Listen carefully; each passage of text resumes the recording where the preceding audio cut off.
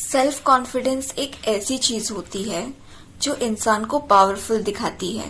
Self confidence का simple मतलब होता है खुद पे कंप्लीटली ट्रस्ट करना। चाहे कोई भी सिचुएशन आए, हम उससे डील कर सकते हैं। रीसेंट स्टैटिस्टिक्स के अनुसार हर 5 में से 3 लोगों को नंबर 1 डर और कॉन्फिडेंस की कमी पब्लिक स्पीकिंग में होती है। पब्लिकली स्पीच देना या प्रेजेंटेशन देते वक्त वो अपने नर्वसनेस को कंट्रोल नहीं कर पाते और शेकी हो जाते हैं, और जो बोलना चाहते थे वो बोल नहीं पाते। कॉन्फिडेंस एक स्किल है जिसके ऊपर काम करके हम उसे आसानी से हमारी पर्सनालिटी में ऐड कर सकते हैं। हजारों लोग, यहाँ तक कि great public speakers Daniel Hartman, Joey Cowan, Monica Lewinsky, जिन्हें स्टेज फियर था पर उन्होंने अपने इस फियर पर काम किया एंड आज वो बेस्ट पब्लिक स्पीकर्स है।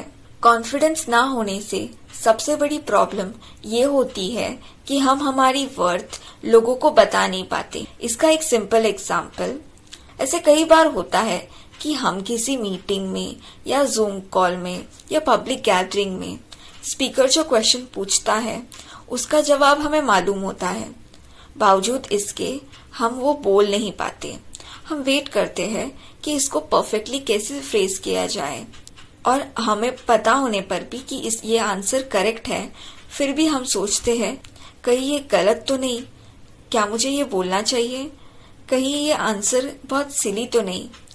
एंड यही सब सोचते वक्त कोई और वही सेम आंसर देता है जो हमारे दिमाग में होता है और सारा लाइमलाइट एंड अप्रिसिएशन ले जाता है, और हम सोचते रह जाते हैं।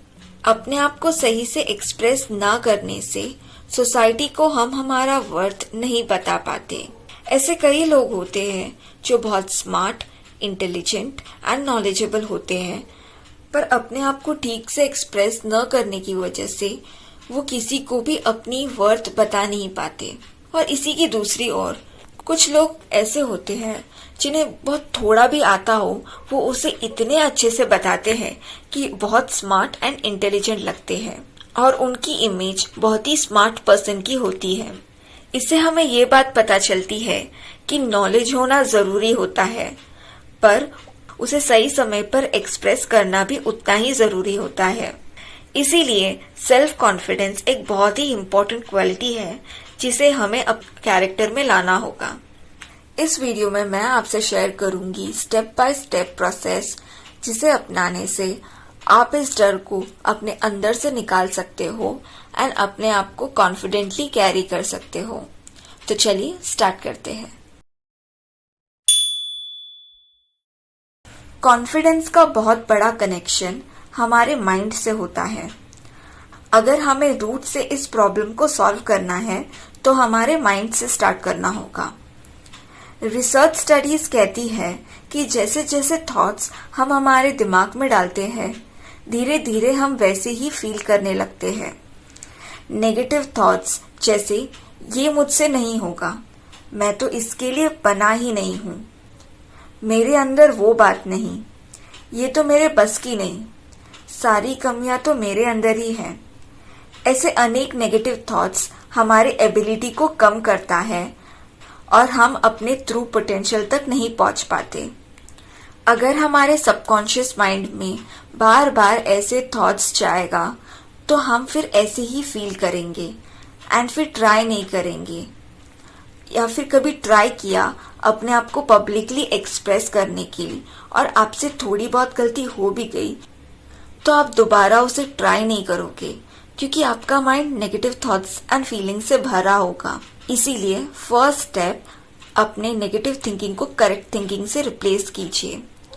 अपने आप के बारे में अच्छा सोचना बहुत इम्पोर्टेंट है, क्योंकि खुद के बारे में अच्छा सोचने से हम अंदर से अच्छा फील करने लगते हैं।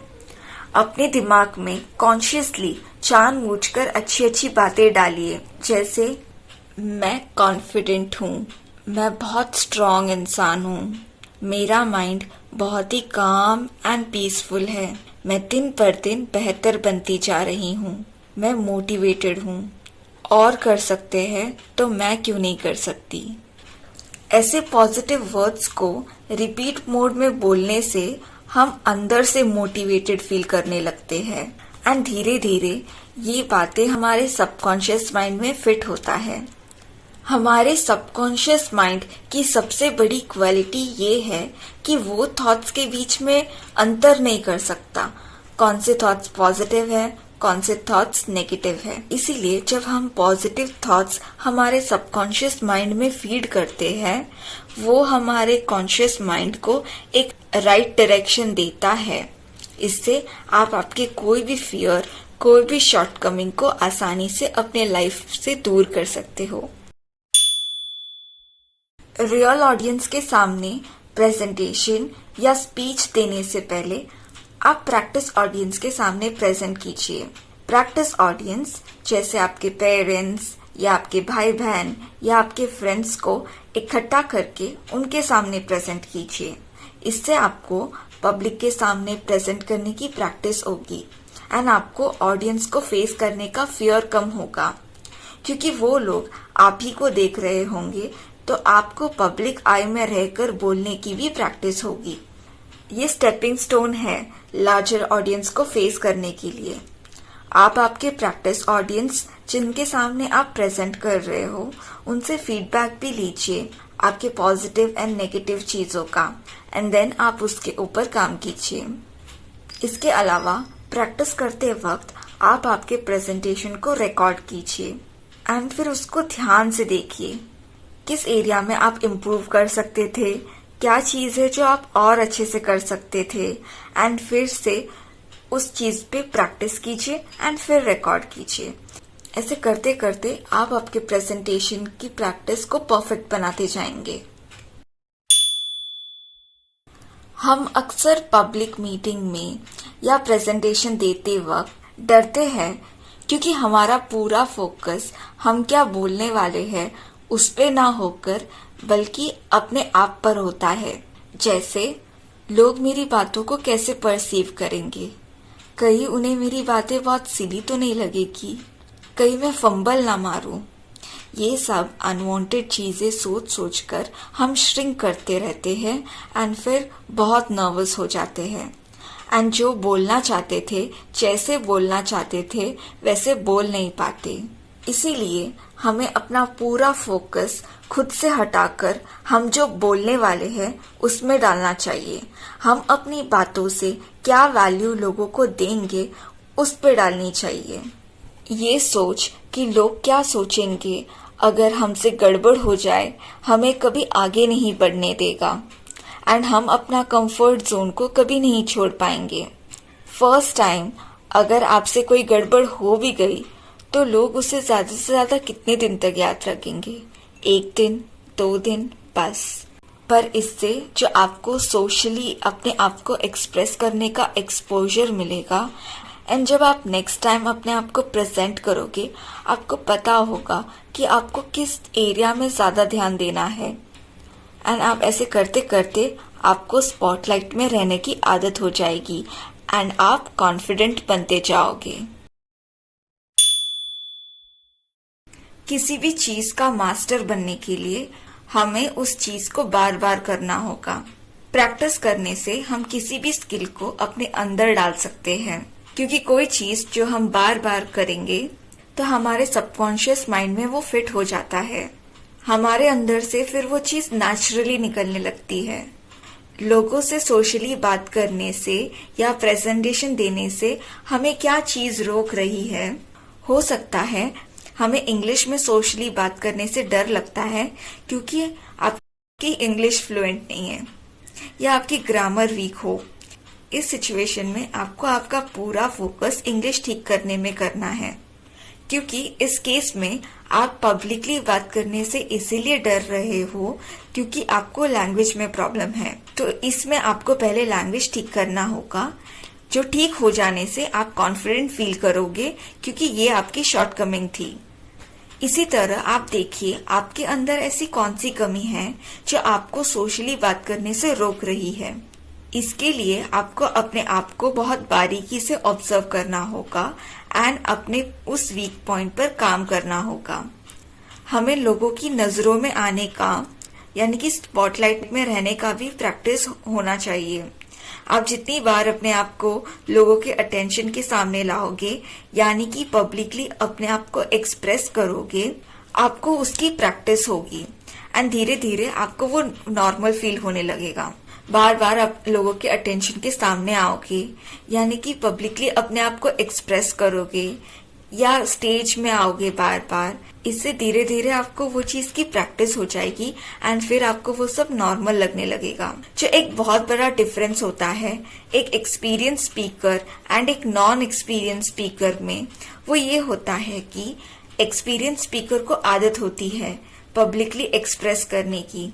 उन्हें पता होता है कि अगर वो नर्वस भी हो रहे हैं तो उसे मैनेज कैसे करना है, इसलिए हमें अपने आप को बार बार पब्लिकली एक्सपोज करना होगा।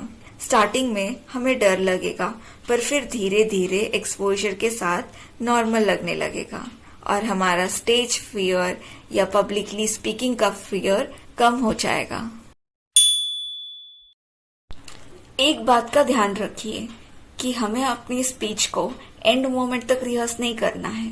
आपका प्रेजेंटेशन स्टार्ट होने से पहले आपको अपने आप को काम एंड अच्छा फील करवाना है। इसीलिए कुछ ऐसा कीजिए जो आपको अच्छा फील करवाए, जैसे कोई काम या मोटिवेशनल म्यूजिक सुनना या कोई कॉमेडी वीडियो देखना, जो आपके मूड को प्रेजेंटेशन से पहले अच्छा बनाए। प्रेजेंटेशन देते वक्त अक्सर ऐसा होता है कि हम अपने नॉर्मल स्पीड से ज्यादा स्पीड में बोल रहे होते हैं, तो कॉन्शियसली आप अपना स्पीड कम कीजिए ताकि लोगों को समझ आए कि आप क्या बोल रहे हो। प्रेजेंटेशन में बहुत नर्वस हो जाना अक्सर एंजाइटी एंड स्ट्रेस से भी होता है। एक बहुत ही परफेक्ट सोल्यूशन स्ट्रेस को कम करने का है yoga, specially hatha yoga and breathing exercise practice करना। Daily yoga and breathing exercise जैसे अनुलोम विलोम एंड अलग अलग तरह के प्राणायाम करने से हमारे ब्रेन नर्व्स एकदम काम हो जाते हैं। इससे हमारी कॉग्निटिव परफॉर्मेंस बढ़ती है, हम बहुत माइंडफुल हो जाते हैं, जो हमें हमारी पब्लिक स्पीकिंग में मदद करती है, क्योंकि हम कामली अपने थॉट्स को अच्छे से स्ट्रक्चर कर सकते हैं। योगा एंड प्राणायाम करने से आपका कंट्रोल आपके माइंड एंड बॉडी पे स्ट्रांग होता है एंड आप आपके नर्वसनेस को कंट्रोल कर सकते हो। इसके अलावा प्रेजेंटेशन के दिन आप थोड़ा जल्दी पहुंचिए एंड मीटिंग स्पेस को चेक कीजिए ताकि आप उससे फेमिलियर हो सको। एंड प्रेजेंटेशन स्टार्ट होने से पहले वॉशरूम जाना ना भूलिए ताकि बीच प्रेजेंटेशन में आपको उसकी टेंशन ना रहे। एंड आप अपनी स्पीच को पूरा मेमोराइज मत कीजिए, आप चाहे तो स्टार्टिंग के पार्ट मेमोराइज कर सकते हो ताकि आप अच्छे से स्टार्ट कर पाओ। बाकी की स्पीच में आप सिर्फ पॉइंट्स याद रखिए और उसे फिर अपने इमोशंस एंड फीलिंग्स के साथ अच्छे से एलैबोरेट कीजिए ताकि लोग आपसे कनेक्ट कर पाए।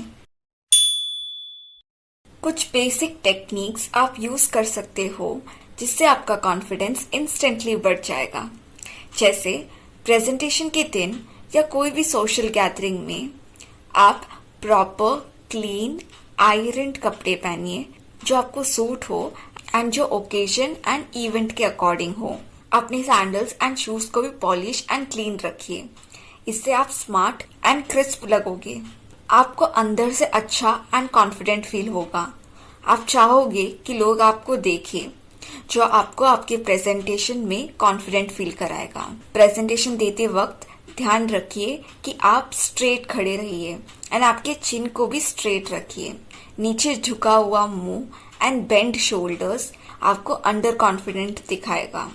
बहुत लोग अनजाने में प्रेजेंटेशन या स्पीच देते वक्त उनके चेहरे का एक्सप्रेशन एकदम डरा हुआ होता है। अंदर का डर सारा चेहरे पे दिख रहा होता है, जिससे आप बहुत वीक एंड कंफ्यूज लगते हो। मेक श्योर कीजिए कि आपके मुंह में एक हल्की सी स्माइल हो। ध्यान रखिए कि आपको हंसना नहीं है, बल्कि एक हल्की सी स्माइल रखनी है जो आपको प्लीजेंट एंड काम दिखाए। तो ये सारे टिप्स अपनाकर एक पॉजिटिव माइंडसेट के साथ प्रेजेंट करने चाहिए एंड अपना बेस्ट दीजिए। इसी के साथ मैं इस वीडियो को एंड करूंगी एक प्यारे से फ्रेज के साथ। चिड़िया को कभी भी डर नहीं लगता जब वो किसी डाली में बैठती है, क्योंकि उसका ट्रस्ट उस डाली पे नहीं होता है बल्कि अपने पंखों पे होता है। Thank you for watching. दोस्तों, प्लीज इस वीडियो को लाइक कीजिए, शेयर कीजिए एंड चैनल को सब्सक्राइब कीजिए। मैं आपसे मिलती हूँ नेक्स्ट वीडियो में। बाय।